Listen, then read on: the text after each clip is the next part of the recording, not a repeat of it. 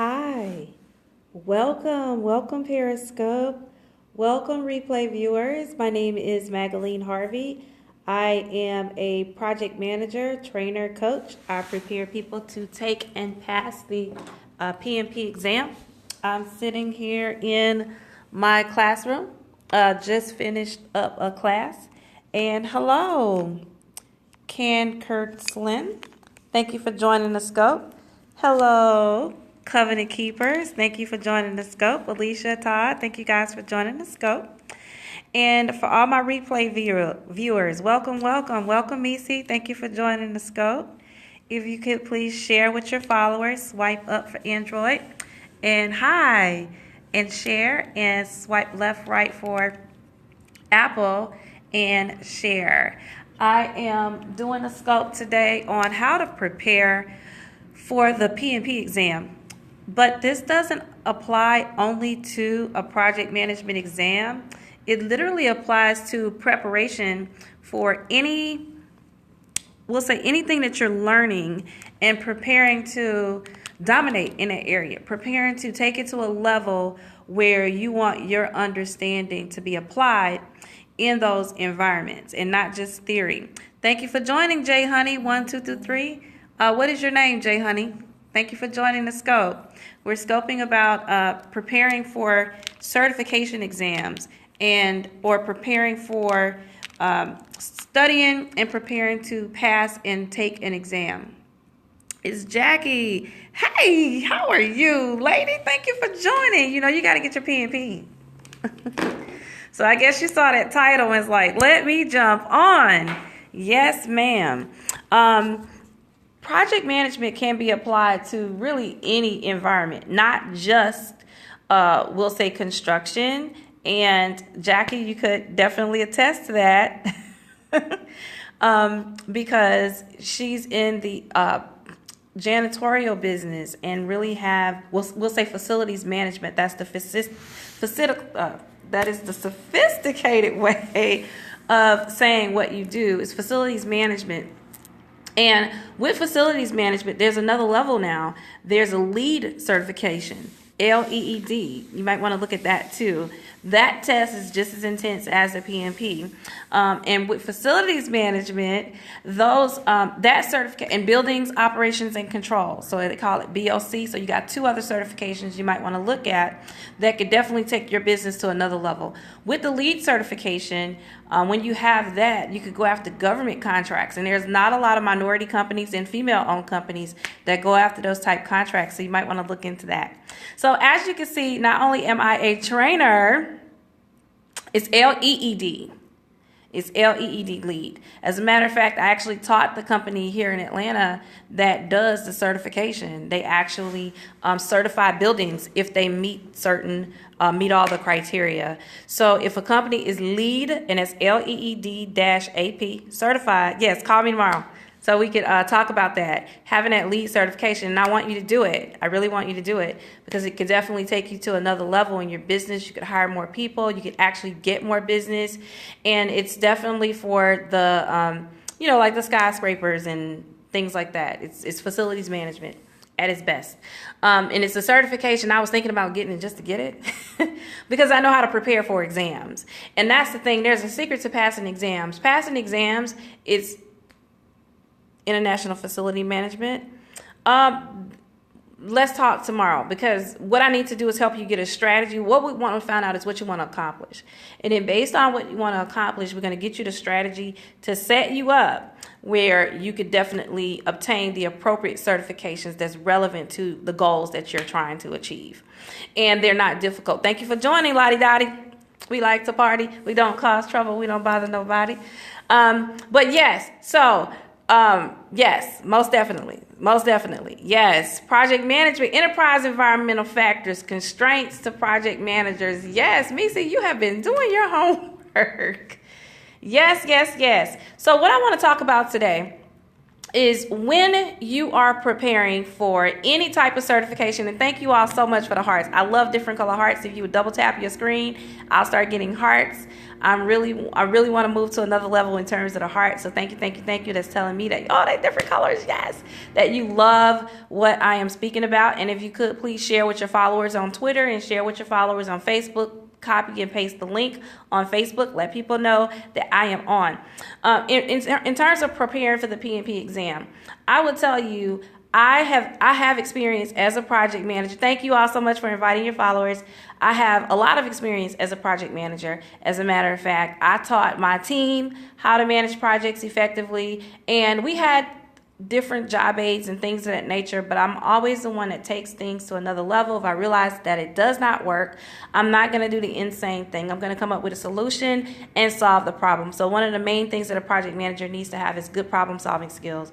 When we started getting into preparing for this exam, though, one of the things that I had to learn was some success strategies in terms of how do you prepare to stretch your mind to think of things differently and in a theoretical way, so that as you go and take these exams, that you're pretty much in line with everyone else that takes the same exam. Because the way you practice what you do is totally different than the way you're tested on the knowledge of what's required for what you do. It's just like the engineer, the electrical engineer that has to learn basic electricity. In many cases, you do not use basic electricity theoretically, but you have to understand how it works and pass the exam to prove that you are basically in line with everyone else with the standard in terms of what you do. Okay, so rule number one, and go ahead and type 1 in the chat if you're ready to hear what I'm about to say, because this is number one, what you have to do. Go ahead and type 1 in the chat. Thank you for that 1. Thank you for that 1. You have to commit. You must commit. Commitment is huge. And what that commitment means, it means that you're going to set aside time on a daily basis to study, to review the content, to read the book, and not waste time on the internet, surfing, searching, looking for information that you need to be studying. And here's what I mean by that. Usually we purchase the book, we get the right website where the material is located that we need to download. And this is the information that we need to set in our commitment, in our schedule. No, it's a waste of time. The CAP-M is a waste of time. And I joke about this in my classes. I do not teach people how to be captains. I turn out pimps. So the goal is the same training that someone gets for the CAP-M is the same training for the PMP.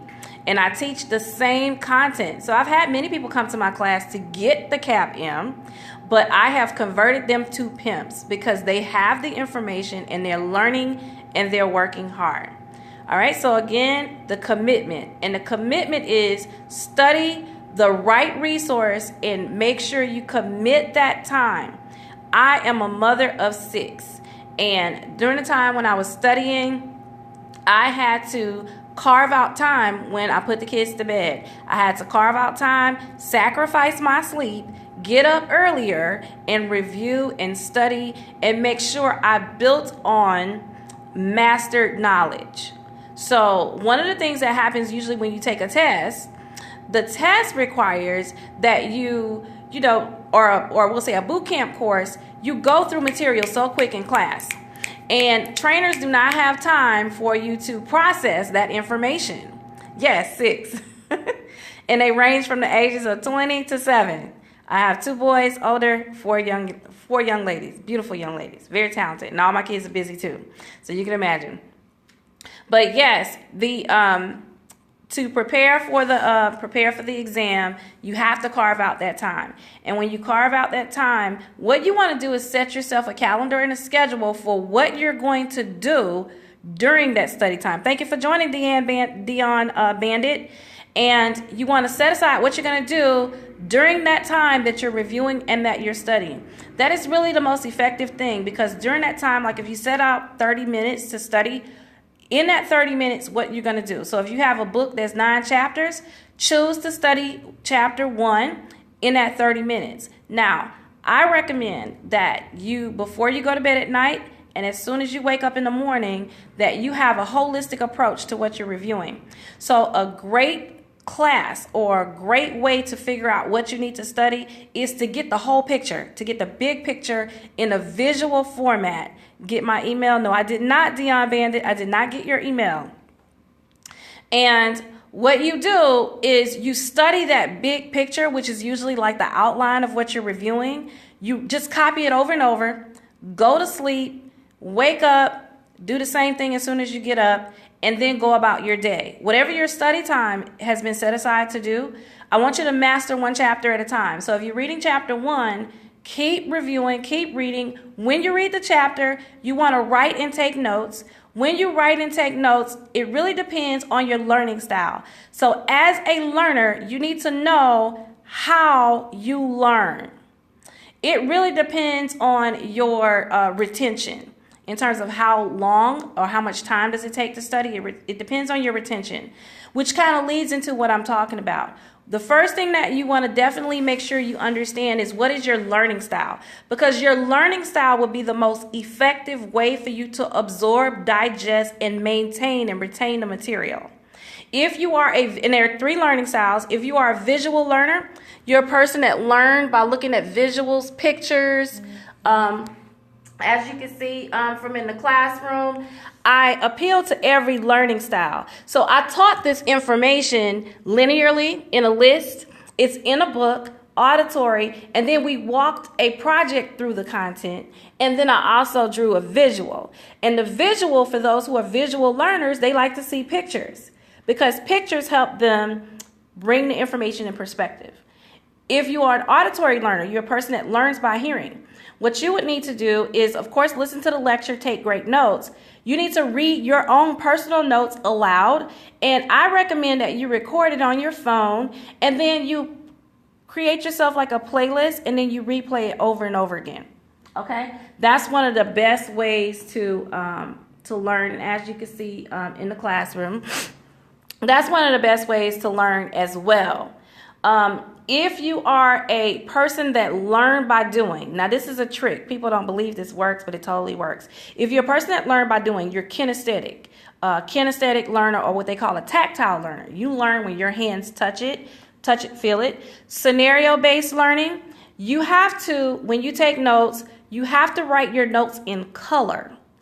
Color develops a picture in your brain and in your mind so that you could remember what you're learning. And when you read, you don't read a book. Like if there's a book sitting on a table like so, hopefully you can see my book sitting on the table. If there's a book sitting on the table, here's one. Book sitting on the table, you do not read looking down at the table, okay? So what you would need to do, you would need to, just like I'm holding my phone up, you would need to read holding the book up in front of you. You need to read out loud. The posture of reading changes if you are a kinesthetic learner. And what I mean by that is, think about if you're on the internet researching something or reading something, you're a lot more productive because your posture, you're sitting up and the computer is directly in front of you. But if you are studying, some people take it differently and they look down at the book. All right, looking down at the book is not the most effective way to learn if you're a person that learned by doing, okay? Because you always have to be up and you're a thrust type person and you're a doer. Yes, and you're holding your head down, you will go to sleep. I guarantee. Because this information is not a page turner, okay? So it's not the type of book where you're like, wow, oh my goodness, this is great. As a matter of fact, the case studies are so, to me, like they're not really practical enough. They're somewhat complex and very theoretical, so it's unrealistic in many cases. So it's just a dry read. Also, the books and the contents in many cases are written like manuals. And that's like reading a manual for how to ride a bike or reading a manual for how to drive your car. And that's what I tell people. The PMBOK, which is a project management body of knowledge. This is what most training courses are made from. I take that information, I read it, and then I convert it into a way that's digestible for my students. I tell them you don't have to read the PMBOK because I have. Now, if there's something that you want to understand about the PMBOK is of great use to you once you are already certified because you know where to go to find what you need. But in preparation for the course, I need to be able to guide you on the relevance of content that's in the PMBOK, because there's a lot of things that's in the PMBOK that's not on the test. And there's a lot of things on the test that's not in the PMBOK. So what I do is I help you understand holistically what you need to know theoretically, how to think the way PMI thinks, how to prepare adequately for the exam. And then you could go and read the PMBOK if you like once you're certified, because you'll know what you need. What version of the PMBOK are we up to now? Currently, we're on version 5 of the PMBOK. That version will switch next year. I'm thinking about April, because version 6 is already ready to go. We've been working on editing that. A lot of project managers have been giving their buy-in, some shared ownership with that. So PMBOK 6 is out, but the one to prepare right now for the test is PMBOK 5. And the test just recently changed in January, and it's more of a role delineation study that was done to prepare for basically to get the test to be a little bit more, I would say, aligned with the way project management is practiced. So there's always a role delineation that PMI does in preparation for the exam. And I have to take off my glasses because they're very foggy. I need to change the temperature in here. Again, knowing your learning style is very important. When you understand the way you learn, that's what you want to apply in preparing for the test. Once you apply that learning style, when you study during that time, you use your most dominant learning style to do that. Now, you would not use one learning style the entire time. You would mix it up and do several, because you can't just read. You can't just look at pictures, because there's not pictures for every single thing. But you want to just bring them all in your study time so that you're more effective. And then here's what I also recommend. I recommend that you don't move to the next chapter until you mastered the one that you're on, especially if you're doing this yourself. Because if you're doing it yourself, you're going to do a slow, steady pace, which is much slower than you would do if you were in a guided boot camp course like one that I would teach. Okay, the next thing that you want to do once you've gotten your learning style, you start to read the information. You want to test yourself. You want to see how you're doing in retaining the content, and if you're understanding it the way that you need to understand it for the test. So you quiz yourself, and when you quiz yourself, you want to cover answers. You don't want to cheat on yourself. You want to cover answers and information that you do not know. That's when you get in research mode. I do not recommend getting in research mode, becoming a project management junkie, buying every book, project management, researching every group, just going here, there, and everywhere. That is drama. Drama. He finally passes. My president finally took the advice, and he's finally passing the sessions. Yes, you want to be able to, like I mentioned, master one chapter at a time. And that way, as you build, because the information does build, you're building on mastered knowledge versus fragmented knowledge. Because fragmented knowledge could just have you everywhere. It could have you totally confused. And it also give you that feeling that you need more. And in many cases, you don't need more. You need to master what you have. So I usually tell people, worst case scenario, you take the test, pass, take it again. And when you take it again, do not go out seeking or do not go out searching for other stuff. Master what you have. Because when you take a class like my class and you get everything that you need to pass that test, if you don't know stuff, you're not going to pass it. That's just the honest to God truth. So what you want to do is, thank you very much, Missy. So what you want to do, you want to master what you have, review the material, and if you need to have a discussion, I took a class years ago and used version 4. Will I need to retake the course? Yes. What happened in version 4, PMI changed it. So version 5, there's a lot of the ITOs, inputs, tools, techniques, and outputs that have totally changed. And they're not the same at all. It was called one thing in that version of the PMBOK, and this version of the PMBOK is totally different. As a matter of fact, there's a totally new knowledge area added for stakeholder management because projects fail due to poor stakeholder management. So that's been added to the content as well. And the project manager really needs to know that, because when the test changed in January, there's a lot of questions on the test. A minimum of 14 questions on just stakeholder management. And you can actually not pass the test by not understanding that stakeholder relationship between the project manager being a servant leader and anyone that comes to you with a stake in that project. So that's very important. Also, the test is very heavy in quality risk, and procurement. So a lot of what a project manager does is basically manage vendors. We don't do all the work. We manage vendors. Our company hires experts to do this work. And then our job is to manage that vendor relationship. A lot of government contracting and a lot of subcontractors. And procurement it includes subcontracting, contracting, vendors, service providers, solution providers. Any of those people who are not internal to your organization is considered outsourced. They're procured. And there's a way to deal with procurement. There's different contract types. We get into the legal side of project management with all the different contract types, what to look for in contract clauses. We cover all of that in a project management course. In the stakeholder management area, we talk about how to keep stakeholders engaged, how to analyze when they're not engaged, how to assess where they are, how to get them from where they are to where we desire for them to be. There's a lot of influential training in terms of sales. So if you have a strong sales background, you are a great candidate to be a PMP or a project manager.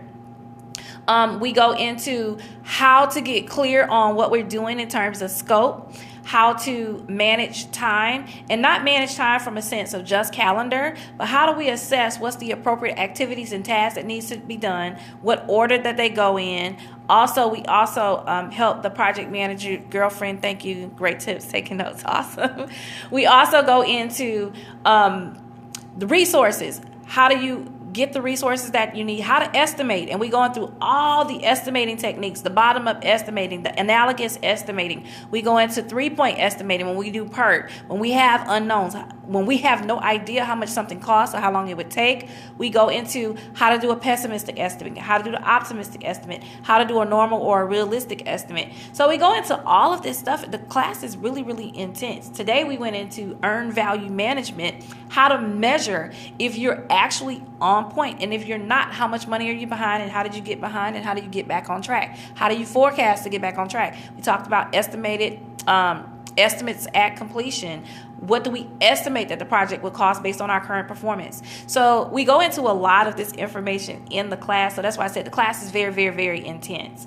Like my students left today saying, oh my gosh, I have a lot of work to do. And they do. Day 3 of the class is a lot of homework. We go into all the quality tools and techniques, and the test is very heavy into the quality tools and techniques. We go into some Six Sigma. So for those of you who are looking to get a complimentary certification, if you're already certified, Six Sigma is a phenomenal certification to get, because your job would be to help companies continuously improve, having a Kaizen and ITIL. I'm actually doing an ITIL class in Atlanta in May.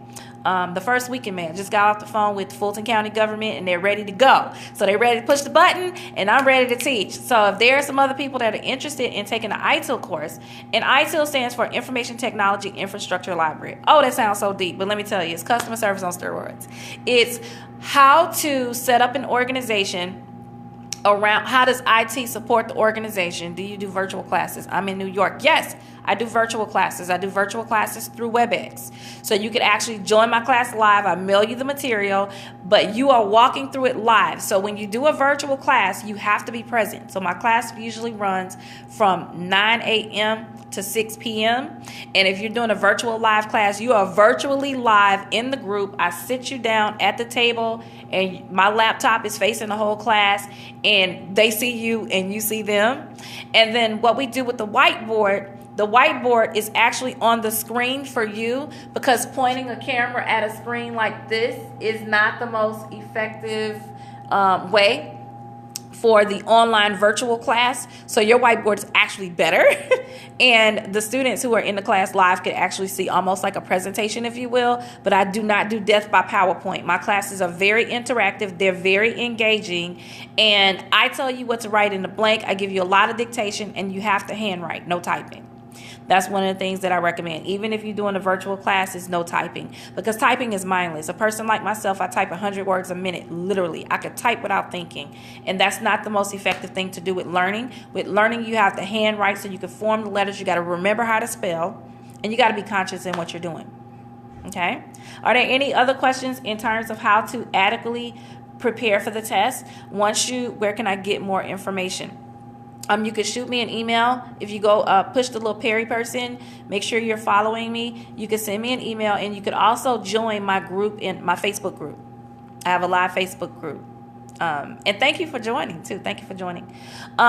And so that's, again, I'll do a quick recap. First of all, you need to be committed. You need to set aside time that you're going to actually study and study the information that you have. You do not want to keep searching and looking for more and more information when you have a book right before you that needs to be read. So you want to make sure that you get the right resource to prepare and to study for the test. The next thing that you need to do, you need to figure out your most dominant learning style and utilize that as you are studying. And then after that, you want to make sure that you're testing yourself to see how you're doing with the content. And if you need to collaborate with someone, you need to speak with someone, you need more information, you need more clarity and understanding, I make myself available to answer questions. I'm going to actually start in May doing Q&A calls at least twice a month.